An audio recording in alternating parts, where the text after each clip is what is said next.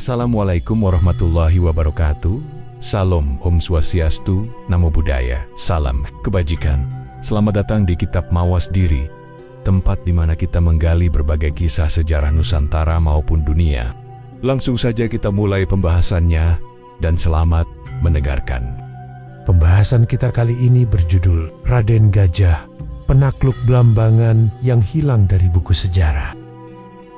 Tahun-tahun keemasan Majapahit menyinari seluruh penjuru Nusantara. Di bawah kepemimpinan Prabu Hayam Wuruk, kerajaan mencapai puncak kejayaan. Istana Trowulan dipenuhi suara gamelan dan harum dupa dari apukara-opakara kebesaran. Di alun-alun, para pedagang dari Champa, Tiongkok, hingga Gujarat menawarkan barang-barang mewah. Namun, di balik kemegahan yang membius mata, bayang-bayang ketegangan mulai merayap di dinding-dinding istana. Gajah Mada, sang Mahapati yang pernah mengucap sumpah palapa, masih menjadi figur paling berpengaruh setelah raja. Namun usianya tak lagi muda. Rambutnya yang dahulu legam, kini dihiasi uban, dan langkahnya mulai melambat. Para bangsawan yang sekian lama membungkam ambisi demi hormat pada kebesaran Mahapati mulai menghitung-hitung masa setelahnya. Perebutan pengaruh diam-diam tumbuh, seperti rumput liar di kebun istana. Di tengah pusaran kekuasaan itu, muncul seorang panglima muda bernama Raden Gajah. Tubuhnya tegap, sorot matanya tajam, dan ucapannya jarang namun tegas. Ia bukan keturunan bangsawan tinggi, melainkan putra dari seorang punggawa militer yang gugur dalam pertempuran di Bali. Sejak kecil ia digembleng dalam akademi militer kerajaan, dan kemampuannya dalam strategi, bela diri, dan kepemimpinan melampaui usianya. Gajah Mada melihat potensi besar dalam dirinya. Ia mulai mengutus Raden Gajah dalam berbagai misi, meredam pemberontakan di Madura, mengamankan jalur perdagangan di pesisir utara, bahkan mengatur perjanjian dengan raja-raja kecil di timur. Di setiap tugas, Raden Gajah selalu kembali membawa keberhasilan dan semakin banyak mata mulai memperhatikannya, baik dengan kekaguman maupun kecemasan. Para pejabat tua di istana memandang Raden Gajah dengan curiga. Bagi mereka, seorang panglima muda yang dekat dengan Mahapati adalah ancaman tersembunyi. Bisik-bisik tentang Gajah Mada yang menyiapkan penerus setia di luar lingkaran elit istana menambah bara dalam bara. Namun, Raden Gajah bukan pengejar tahta. Ia hanya ingin mengabdi pada kejayaan Majapahit seperti ayahnya dahulu. Tapi dalam dunia yang dikuasai ambisi dan tipu daya, niat suci bisa menjadi senjata yang berbalik arah.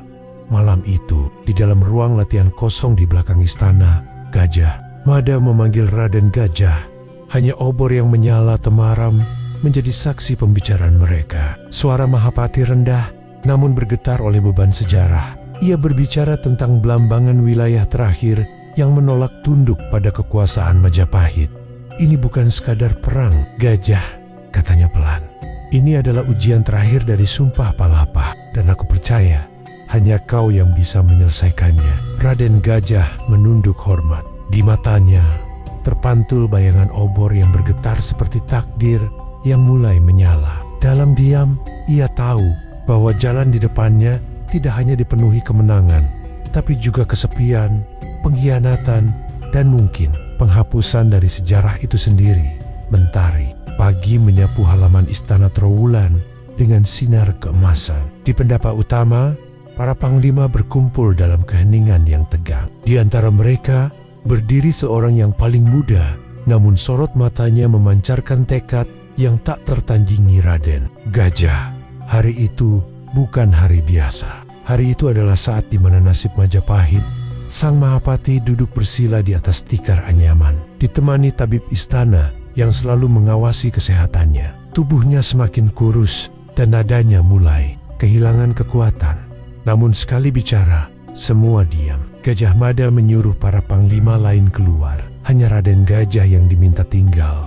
Waktuku hampir habis, ucapnya lirih. Tapi sumpahku belum lunas. Blambangan masih tegak berdiri. Mereka menolak tunduk dan menjadi lambang pembangkangan di ujung timur. Blambangan bukan sekadar wilayah kecil. Ia adalah simbol perlawanan terakhir terhadap penyatuan Nusantara di bawah Panji Majapahit. Letaknya di ujung timur Jawa menjadikannya sulit dijangkau. Alamnya keras dan rakyatnya dikenal sebagai petarung tangguh. Beberapa panglima terdahulu telah mencoba menaklukkannya, tapi tak satu pun kembali dengan kemenangan. "Aku percayakan misi ini kepadamu," ujar Gajah Mada. "Bukan karena kau yang terkuat, tapi karena kau yang paling setia." Tidak menjawab, hanya satu anggukan dalam. Ia tahu ini bukan sekadar perintah, ini adalah warisan. Beberapa hari kemudian, dengan restu langsung dari Prabu Hayam Wuruk, Raden Gajah berdiri di alun-alun Trowlen memimpin 5.000 pasukan terbaik. Mereka adalah para kesatria pilihan, pemanah dari Lamongan, prajurit laut dari Tuban, dan pasukan darat dari Singasari. Panji Majapahit berkibar tinggi, sementara genderang perang ditabuh mengiringi keberangkatan mereka ke timur. Perjalanan menuju Blambangan bukanlah perjalanan biasa. Hutan lebat, sungai deras, dan desa-desa yang penuh rahasia menghadang di sepanjang jalan. Tapi bukan itu yang paling memberatkan hati Raden Gajah. Yang membuat dadanya sesak adalah amanat yang dititipkan Mahapatih, bahwa perang ini harus diselesaikan bukan hanya dengan kemenangan, tetapi dengan kehormatan di malam pertama perjalanan. Saat pasukan berkemah di tepi Bengawan Solo, Raden Gajah berdiri seorang diri di atas batu besar, menatap langit yang tak berbintang. Di tangannya, ia genggam keris warisan ayahnya, sebuah lambang bahwa darah dan kesetiaan berjalan seiring Blambangan. Akan tunduk, tapi bukan karena rasa takut, bisiknya pada angin malam, melainkan karena mereka melihat keadilan di bawah Panji Majapahit. Namun jauh di seberang timur, di balik benteng bambu Blambangan, mata lain juga menatap langit. Arya Brewirabumi, Raja Muda Blambangan, telah mendengar kabar tentang gerak pasukan Majapahit. Ia pun bersumpah, jika Majapahit datang membawa pedang, maka Blambangan akan menyambutnya dengan api. Perang belum dimulai, namun sejarah sudah menajamkan penanya. Kabut pagi menggantung berat di perbukitan timur Jawa. Dari sela-sela rimbunnya hutan, pasukan Majapahit mulai bergerak perlahan menuju jantung Blambangan. Derap langkah mereka mengguncang tanah, namun semangat mereka mulai goyah. Prajurit telah gugur dalam bentrokan kecil selama perjalanan, bukan karena serangan terbuka, melainkan oleh perang gerilya yang dilancarkan pasukan Blambangan dengan kejam dan cerdik. Raden Gajah menunggang kuda di barisan depan, matanya tajam, menelusuri setiap bayangan di antara pepohonan. Ia tahu musuh yang dihadapi bukanlah kerajaan kecil biasa. Arya Brewirabumi bukan sekadar penguasa lokalia, adalah keturunan darah Majapahit sendiri yang memilih memisahkan diri demi membela martabat wilayah leluhur.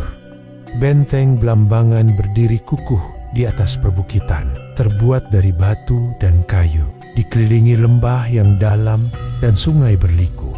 Suara trompet bambu terdengar memekik, menggetarkan udara. Itu bukan suara peringatan, itu adalah tantangan. Arya Brewirabumi berdiri di atas tembok benteng dengan tombak di tangan dan sorot mata membara. Majapahit datang bukan membawa keadilan, melainkan keserakahan. Teriaknya kepada pasukan yang mengepung. Blambangan tidak akan sujud di bawah Panji Panggi, kebesaran yang dibangun di atas darah saudara sendiri. Kata-kata itu menampar nurani Raden Gajah. Dalam hatinya, ia tahu bahwa misi ini bukan sekadar menaklukkan wilayah. Ini adalah pertarungan antar darah yang sama saudara, yang kini berdiri di sisi berlawanan dari pedang sejarah. Tapi sebagai panglima, ia tak boleh goyah. Hari-hari berlalu dalam dentuman senjata. Serangan demi serangan dilancarkan oleh pasukan Majapahit, namun pasukan Blambangan terus bertahan. Mereka mengenal medan dengan sangat baik, menebar jebakan dan menyelinap di malam hari. Setiap kemah Majapahit seolah diawasi setiap langkah, terasa berat dan dipenuhi kecurigaan. Dalam satu malam yang gelap, hujan turun deras membasahi bumi Blambangan. Raden Gajah duduk termenung di depan api unggun kecil di kemah Panglima. Tubuhnya lelah, jiwanya lebih lelah lagi. Ia mulai bertanya, apakah benar ini satu-satunya jalan untuk menyatukan Nusantara? Ataukah sebenarnya inilah harga dari kesetiaan buta pada sumpah yang diucapkan oleh orang lain? Namun saat subuh menjelang, Raden Gajah berdiri dan kembali mengenakan baju perangnya. Ia tahu Keraguan dalam hati tak boleh menjadi alasan untuk mundur. Ia memanggil para pemimpin pasukan dan memerintahkan serangan terakhir yang paling besar, yang paling menentukan. Jika harus menundukkan mereka, kita harus memahami mengapa mereka bertahan. Katanya, kita tidak akan membakar ladang atau menyakiti rakyat. Kita akan merebut benteng, tapi menjaga kehormatan perang. Saat matahari terbit di timur, langit Blambangan diselimuti asap dan nyala pertempuran. Raden Gajah memimpin sendiri pasukan utama menembus gerbang kayu benteng. Ia bukan hanya bertarung dengan senjata, tapi dengan keyakinan bahwa bahkan dalam perang masih ada tempat bagi kehormatan. Benteng Blambangan runtuh dalam pekik dan denting senjata. Pintu gerbangnya yang dulu kokoh kini terbuka lebar. Api menyala di beberapa sudut, membakar rama-rama kecil di dalam benteng. Langit memerah bukan karena fajar, melainkan oleh asap perang yang menghitamkan angkasa. Pasukan Majapahit akhirnya menembus jantung pertahanan terakhir. Setelah pertempuran yang berlangsung selama 3 hari 3 malam, tidak ada kemenangan yang mudah. Setiap jengkal tanah direbut dengan nyawa, dan setiap langkah ke depan dibayar dengan luka. Raden Gajah berjalan perlahan melewati halaman benteng yang porak-poranda. Tubuhnya dipenuhi debu dan darah, sebagian miliknya, sebagian bukan. Di tangannya, keris warisan ayahnya masih meneteskan merah segar. Ia memandang sekelilingnya dengan mata kosong. Ini adalah kemenangan yang ia bawa untuk Majapahit, kemenangan yang dijanjikan. Namun di dalam dadanya, tak ada sorak, tak ada lega. Di sisi lain medan, Arya Bre Wirabumi terbaring di tanah. Nafasnya tinggal sisa. Tubuhnya terluka parah akibat duel terakhir yang ia jalani langsung melawan Raden Gajah. Mereka berdua telah bertarung seperti 2 harimau tua. Bukan hanya demi kemenangan, tapi demi pembuktian siapa yang lebih setia kepada tanah yang mereka pijak. Raden Gajah berlutut di samping tubuhnya. Tak ada kebencian di mata mereka, hanya kesadaran pahit bahwa takdir telah menjadikan mereka musuh. Meski darah mereka bersaudara dalam sejarah yang sama, Majapahit menang, kata Arya lirih. Suaranya nyaris tenggelam oleh gemuruh pertempuran. Di kejauhan, tapi apakah ini benar yang kau yakini? Raden Gajah tak menjawab. Ia hanya menggenggam tangan lawannya. Seorang raja muda yang memilih mati berdiri daripada hidup dalam tunduk. Tak lama kemudian, genggaman itu mengendur. Arya Bre Wirabumi menghembuskan nafas terakhirnya, membawa bersamanya harga diri Blambangan yang tak pernah runtuh meski temboknya roboh setelah pertempuran. Raden Gajah memerintahkan penguburan yang layak bagi semua prajurit baik, kawan maupun lawan.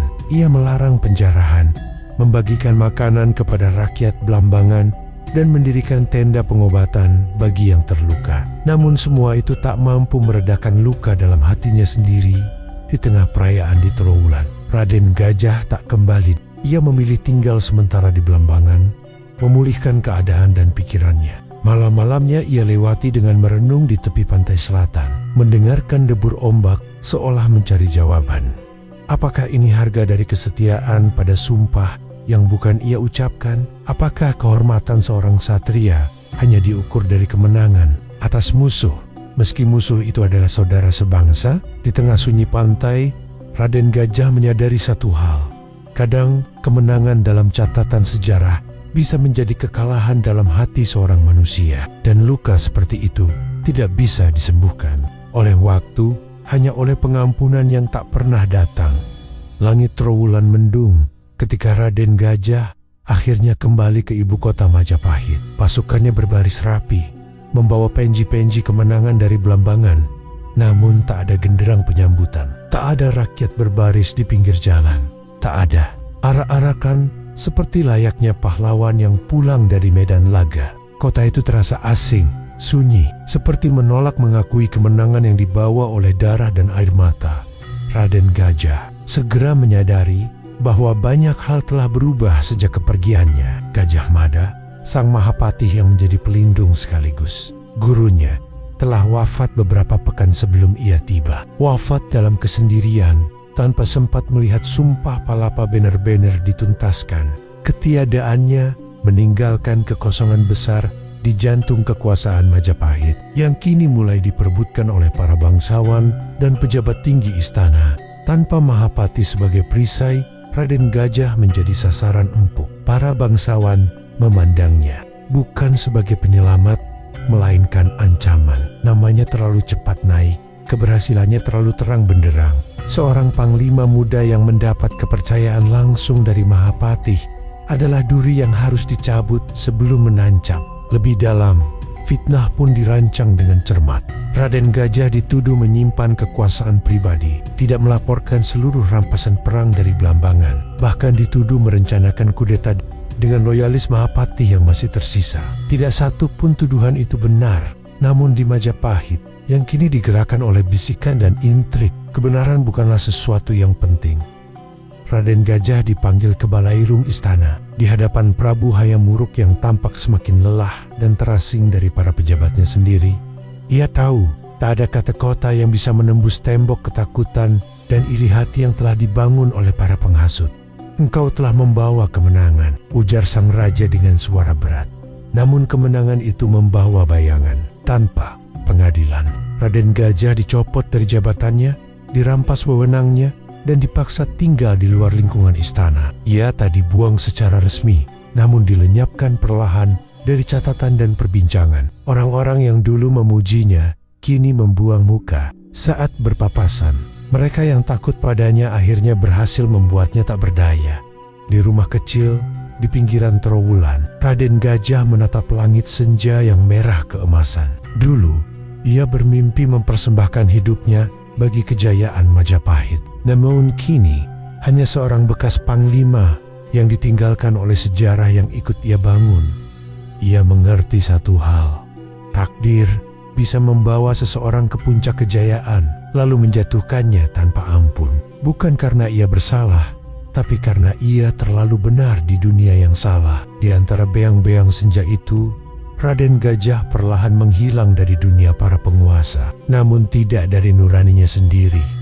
Malam itu hujan turun seperti ratapan. Tanpa upacara, tanpa pengumuman resmi, Raden Gajah dibawa keluar dari Trowulan oleh 4 prajurit istana yang menerima perintah dari Dewan Bangsawan. Ia tak dibelenggu, tak diikat rantai, namun kehormatan dan haknya sebagai panglima telah dicabut. Ia diusir bukan sebagai penjahat, tetapi sebagai sosok yang ingin dilupakan. Tujuan mereka adalah sebuah desa terpencil di ujung barat Nusantara, jauh dari pusat kekuasaan, jauh dari ingatan orang-orang yang dulu menyebut namanya dengan kagum.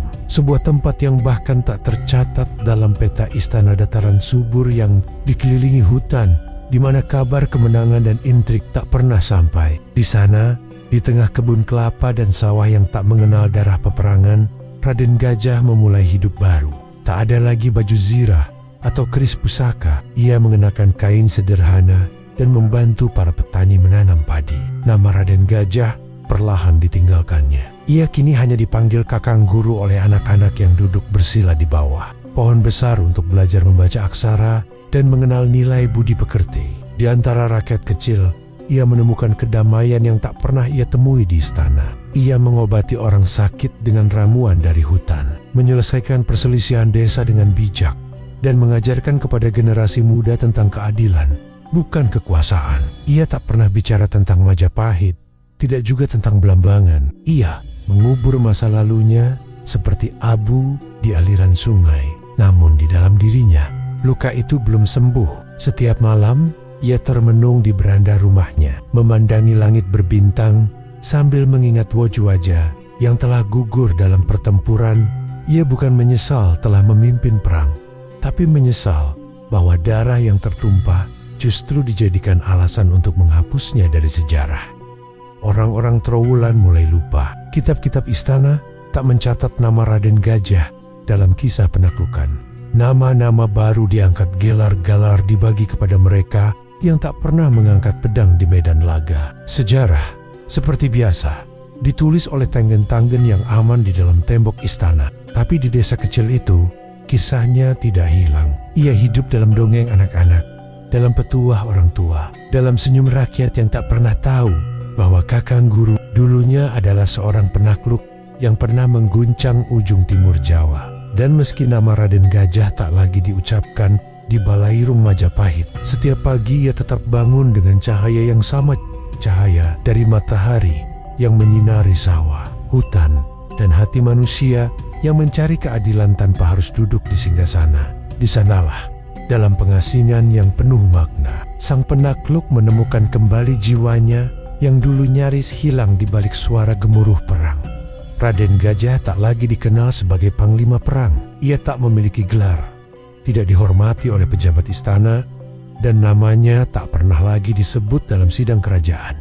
Sosoknya hidup dalam bisik dan cerita, bukan sebagai penakluk Blambangan, melainkan sebagai lelaki bijak yang mengajarkan arti keberanian dan keadilan tanpa harus mengangkat senjata. Anak-anak tumbuh dengan kisah tentang kakang guru yang suatu hari pernah berdiri di hadapan prajurit yang menindas petani dan berkata, seorang pemimpin harus memikul beban, bukan menaikkannya di pundak orang lain. Ia tidak hanya mengajarkan huruf, tetapi juga cara hidup yang jujur, menghormati sesama, dan berani menyuarakan kebenaran meski sendirian. Tak ada prasasti yang mencatat namanya. Tak ada kitab babon yang menuliskan peran besarnya dalam menuntaskan. Namun di lumbung lambung padi dan ladang yang ia bantu jaga dari perampokan, warisannya tumbuh seperti benih yang disebar angin diam, namun tak bisa dibungkam. Ia menjadi legenda bukan karena tak terkalahkan, tetapi karena memilih untuk tidak mengalahkan demi kekuasaan. Rakyat mengenangnya bukan karena pedangnya, melainkan karena keputusannya untuk tetap manusiawi di tengah kebengisan zaman. Dan meskipun Majapahit lupa pada Raden Gajah, desa-desa itu tidak pernah melupakannya. Disitulah warisan sejatinya hidup, bukan di batu prasasti, melainkan di hati manusia.